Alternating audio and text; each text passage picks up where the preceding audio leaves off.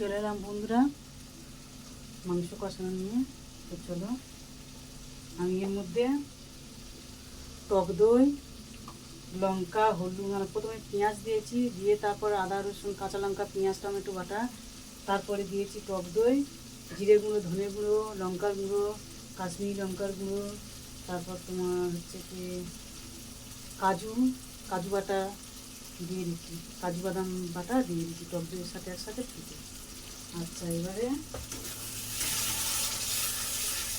দেবো তোমার এই মশলাটা, এটা ভাজা মশলা, সবসময় দিই না, সত্তর করে।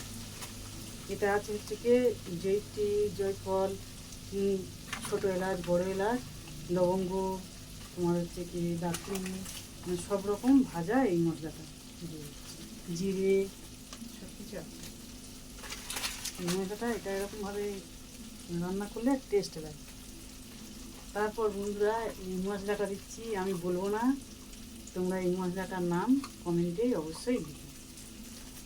এরকম করে একদিন ঘরে বানিয়ে খেয়ে দেখবে, বলবে যে দিদিভাই আমার এই মশলাটা দিচ্ছে। আমি তো বলবো না এখন দিচ্ছি, তোমরা আমার কমেন্ট বাক্সে এসে লিখে দেবে যে কী মশলা এটা। ঠিক আছে, এই মশলাটা দিচ্ছি।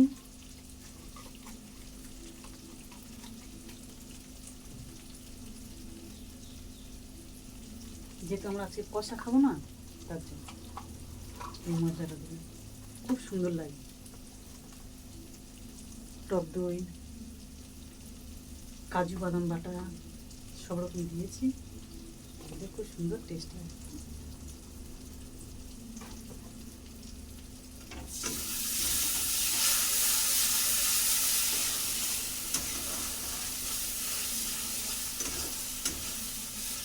চলো, আমি এখন ভাজা চিকেনটা দিয়ে দিই।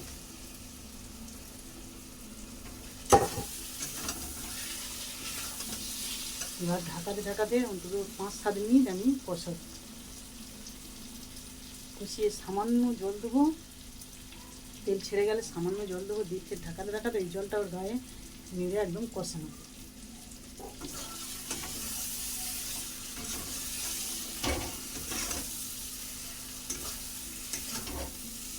কষানোটা কেমন হচ্ছে অবশ্যই জানাই। দেখুন,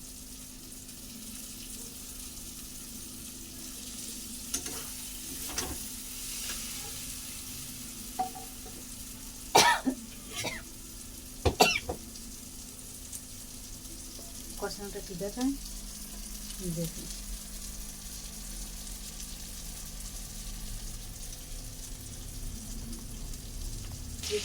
চিকেন রান্না করবো, চিকেনটা তবে অন্যরকম করবো।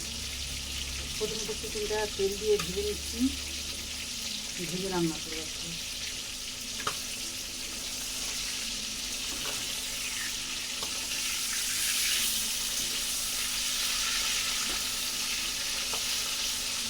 সব চিকেন একেবারে মানে ফাঁকা তেলে ভেজে তুলে নিচ্ছি, নিয়ে রান্না করবো।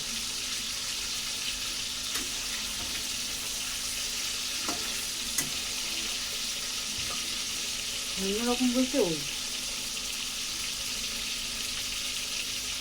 ভেজে রান্না করে খেয়ে দেবে বন্ধুরা, খুব টেস্ট লাগে, সুন্দর লাগে। এমনি তো আমরা সব কিছু মাছকে মিক্স করে রান্না করি, ওইটার থেকে ভেজে রান্না করলে ওর স্বাদটা আলাদা, খারাপ লাগে না, ওই স্বাদটা আলাদা। আবার এই চিকেন ভেজে রান্না করলে ওই স্বাদটাও আলাদা, আবার স্বাদ করে। এরকম ফাঁকা তুলে ভেজে নেবো। আর করবো হচ্ছে কি ডিমের অমলেট, আর এখানে ডাল হয়ে গেছে।